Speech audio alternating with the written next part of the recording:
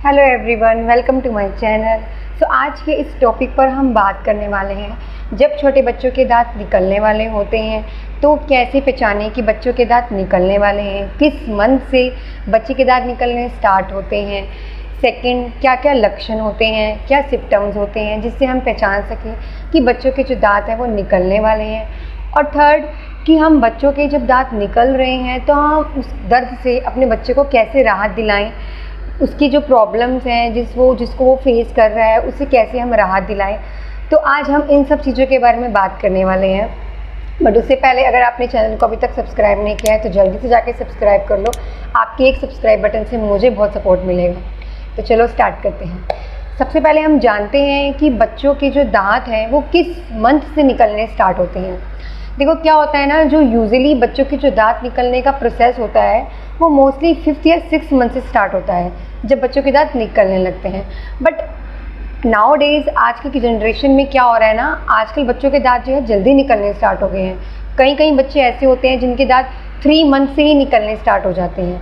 अब जो मेरा बेबी है, मेरे बेबी के भी दांत जो है वो 4 मंथ से ही निकलने स्टार्ट हो गए थे। तो सब बच्चों का अलग अलग प्रोसेस होता है। किसी बच्चे के दांत 6 मंथ में निकलते हैं, किसी के 4th मंथ में, किसी के बहुत जल्दी 3 मंथ में ही निकलने लग जाते हैं, तो किसी के 9 मंथ में, किसी के 1 साल में, 1 साल के बाद भी निकलने शुरू होते हैं।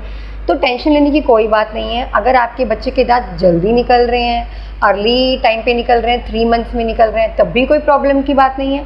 और अगर आपके बच्चे के जो दांत हैं वो 1+ हो चुका है और आप टेंशन ले रहे हैं कि 1 साल से ऊपर का हो गया बच्चा बट अभी तक दांत नहीं निकले हैं, तो भी टेंशन लेने की कोई बात नहीं है, क्योंकि ये सब नॉर्मल प्रोसेस है।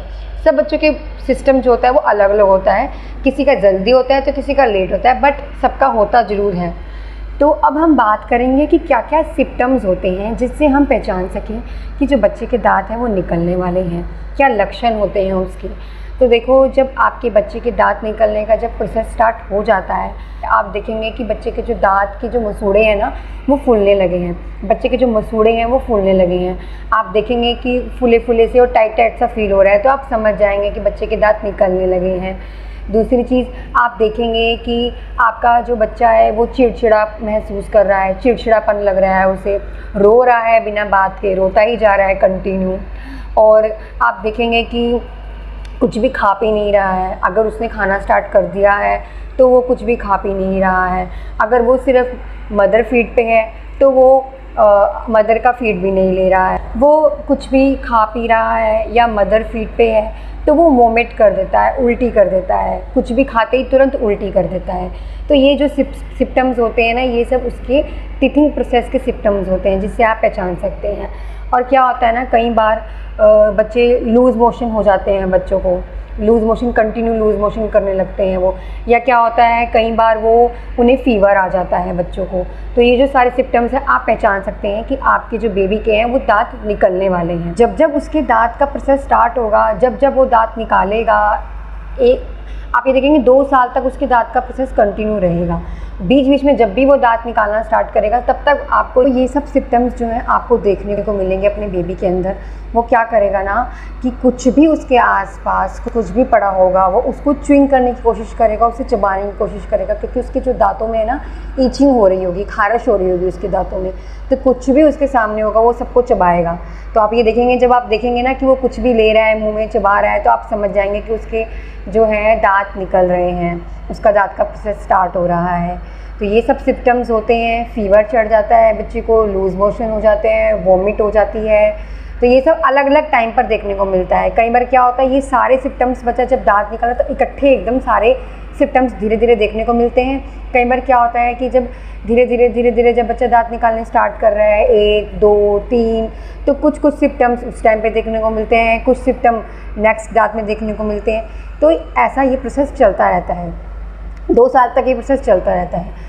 और कुछ केस में क्या होता है ना कि कुछ बच्चे कैसे होते हैं, वो पता भी नहीं चलता है और वो दांत निकाल भी देते हैं, पेरेंट्स को पता भी नहीं लगता है और वो ईज़िली आराम से दांत निकाल देते हैं। तो अगर ऐसा हो रहा है तो बहुत अच्छी बात है पेरेंट्स के लिए भी और बच्चे के लिए भी, कि वो बिल्कुल ही ईज़िली दांत निकाल रहे हैं। तो अब हम बात करते हैं कि इन सब प्रॉब्लम से कैसे बच्चे को राहत दिलाई जाए। उसकी जो दांत का प्रोसेस स्टार्ट हो चुका है तो उसकी जो दर्द को है कुछ हद तक कैसे कम कर सकें।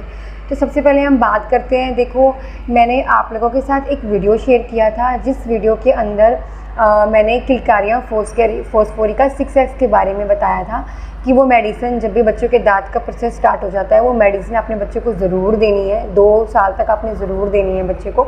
वो मेडिसिन आपने 6 मंथ से स्टार्ट कर देनी है। तो वो वीडियो आप ज़रूर जाकर देखना। उस वीडियो में मैंने सारे इंस्ट्रक्शन शेयर करे हैं कि कैसे आपको फॉलो करना है, कितनी मात्रा में देना है, कैसे देना है, तो वो ज़रूर जाकर आप चेक करना। तो एक तो हो गया किलकारिया फोस्फोरिका, वो ज़रूर आपने देनी है। बच्चे के जो दांत है वो आराम से ईजिली निकल जाते हैं, कुछ हद तक बच्चे को राहत मिलती है। और सेकंड चीज़ है, आपने देखा होगा अगर बच्चे को लूज़ मोशन हो रहे हैं बहुत ज़्यादा, तो आप बच्चे को सौंफ का पानी भी दे सकते हैं। सौंफ के पानी से भी बच्चे को राहत मिलेगी। आप अपने बच्चे को ORS का घोल भी दे सकते हैं, क्योंकि क्या होता है ना, बॉडी हाइड्रेट रहनी बहुत ज़रूरी है। जब बच्चे को लूज़ मोशन हो जाते हैं ना, तो उस केस में बच्चे की जो बॉडी है वो हाइड्रेट रहनी बहुत ज़रूरी है। तो ORS का घोल भी दे सकते हैं आप सौंफ का पानी भी दे सकते हैं, जिससे उसकी लूज़ मोशन को है काफ़ी हद तक राहत मिल जाए।